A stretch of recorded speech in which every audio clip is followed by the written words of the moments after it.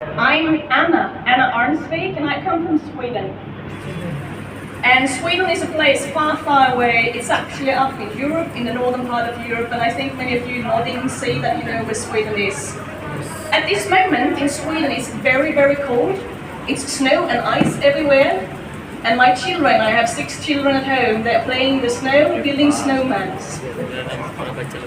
So I grew up in Sweden, and I was a lucky girl to be born in Sweden. Because in Sweden, even if I was the youngest in the family, I got 2 older brothers, very big brother, very strong, and very protective. No, Anna, don't do that. No, Anna, don't do that. Anna, stay. But I was a little bit crazy when I was a child, so I wanted to do what the boys did. I wanted to be in the same trees, climbing, jumping in the river. If they say, don't go to the river, you have to take care of yourself. How can I take care of myself if I don't go close to the river? So my mother, Bibi, she told me that you are a woman and a girl, but you will grow up in a world where you will have all chances that you can get. And I tried to take all those chances.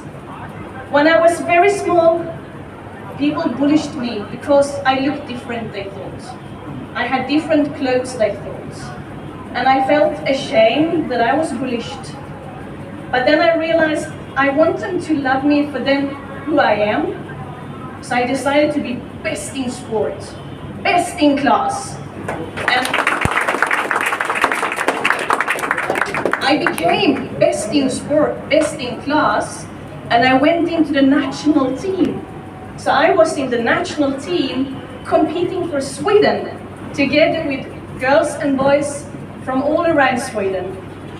And I even went to the World Championship. My mother said, you're crazy. I never won any World Championship. I ended, I think, 3rd from last. But I was there. I could do it. My oldest brother, Martin, he was my guru, my king, my master. I admired him. He studied hard, teach me to study hard. I studied hard because I wanted to be as good as brother. I never became as good as my brother, but I became good enough. So I always been studying hard, and when I was in your age, I didn't love to study, but I know it can take me everywhere. So if I do that, if I do my math, if I do my language, if I get skilled in language, people will maybe embrace me outside Sweden too. I learned Swedish from my childhood, of course. Then I learned Danish, the Denmark language. I learned English, I learned a bit German, I learned a bit French, some Italian, some Spanish.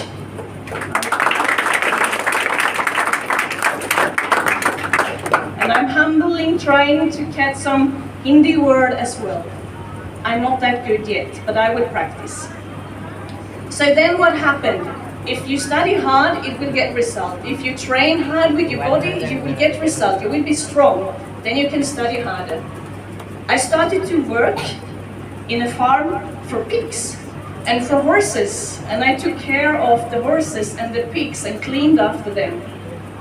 I was very proud. I was 14 years old. It was my first job. I did that in the weekends. And then again studied. I came to university. I studied chemistry. So I'm a chemical engineer from University of Lund. And then what happened? The day after I came out from university, I was offered a job the same day. And I said, I will go travel the world. I will see everything. I would like to go around. My mother said, no. You take that work. I said, yes, Mama, I take that work. So I took that work. I started to work in a chemistry laboratory in a pharmaceutical company, providing care for many people with cancer, with severe diseases. Do someone guess how many years ago it was I started to work?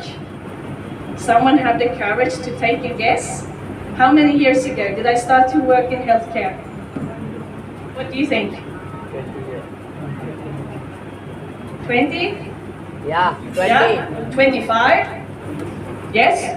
30? 40? Oh, yeah, no, I look old. It's 32 years ago I started to work. I started to work in pharmaceutical company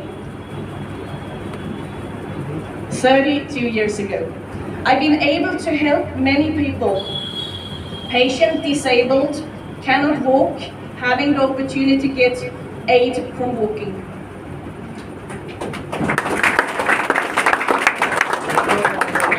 So I think my lesson went from coming there from, what happened, I had many challenges. Many people said, you're a woman, you shouldn't be here.